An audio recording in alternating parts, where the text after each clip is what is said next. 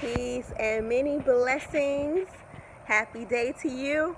This is Neith with the Light Warrior SiStar Hood, and I just want to get on right quick and say something about duality. So the Light Warrior SiStar Hood is about light warriors, black women in particular, light warriors who came as the embodiment of black women, who know they came to help to shift the consciousness of the planet with their gifts and talents, their creative gifts and talents, whatever that might be, and also came to retrieve aspects of their ancestry to help the rest of their lineage moving forward. So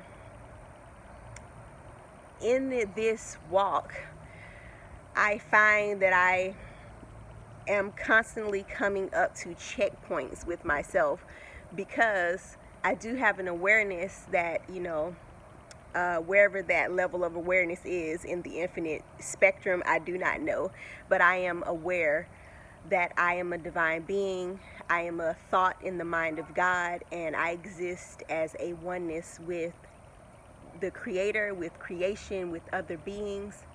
And I'm also aware that the Creator saw fit to make me in this form, in this time period on the planet, and all of that are clues to what my existence and what my purpose of existence is, and it's continuously unfolding. And so, I come up with this dance of duality because I was born in this dance.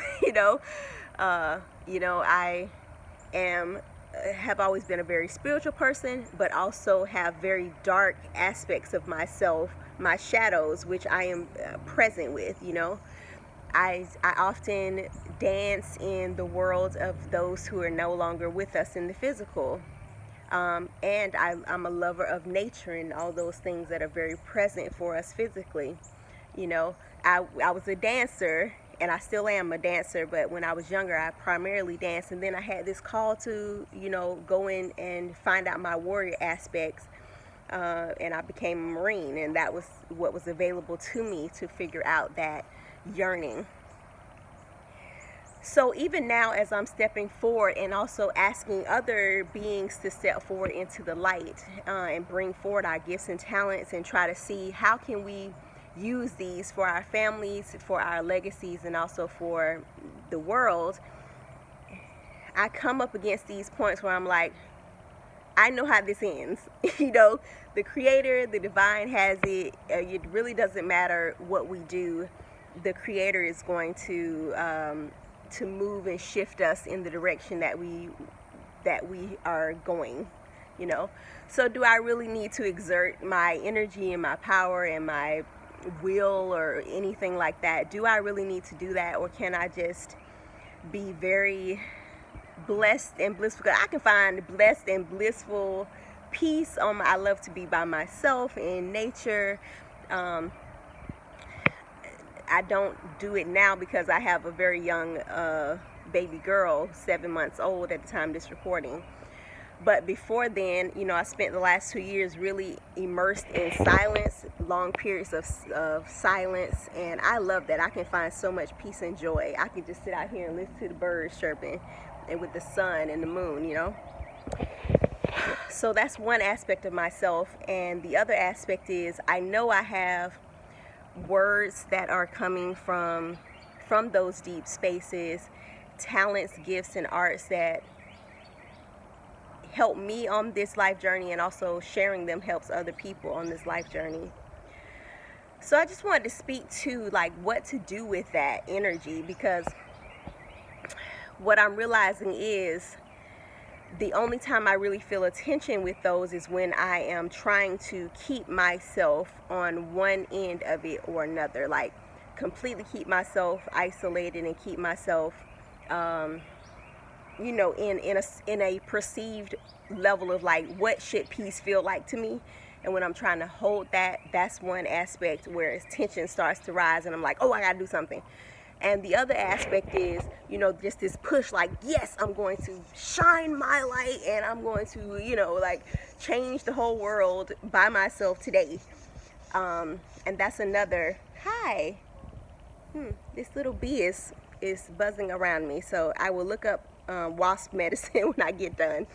Because he came like right, I don't know if you saw him, but he was like, what's up, shawty? So I love that, and I love, you know, all the nature beings. I'm very a nature spirit.